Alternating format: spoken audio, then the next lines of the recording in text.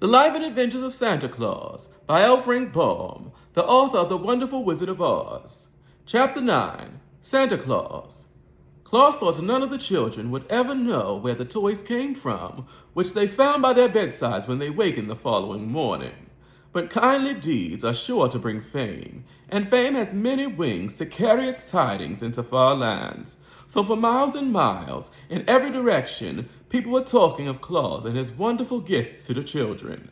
The sweet generousness of his work causes few selfish folk to sneer, but even these were forced to admit their respect for a man so gentle-natured that he loved to devote his life to pleasing the helpless little ones of his race. Therefore, the inhabitants of every city and village had been eagerly watching the coming of Claus, and remarkable stories of his beautiful playthings were told the children to keep them patient and contented.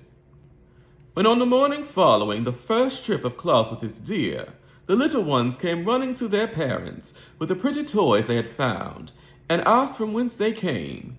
There was but one reply to the question. The good Claus must have been here, my darlings, for his are the only toys in all the world.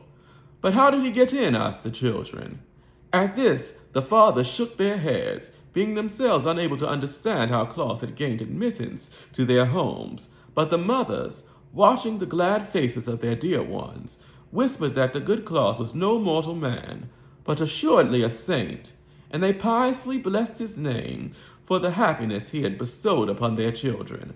A saint, said one, with bowed head, has no need to unlock doors if it pleases him to enter our homes, and afterward, when a child was naughty or disobedient, its mother would say, "You must pray to the good Santa Claus for forgiveness. He does not like naughty children, and unless he repent, he will bring you no more pretty toys." But Santa Claus himself would not have approved this speech. He brought toys to children because they were little and helpless, and because he loved them. He knew that the best of children was sometimes naughty, and that the naughty ones were often good. It is the way of children the world over, and he would not have changed their natures had he possessed the power to do so. And that is how our Claus became Santa Claus. It is possible for any man, by good deeds, to enshrine himself as a saint in the hearts of the people.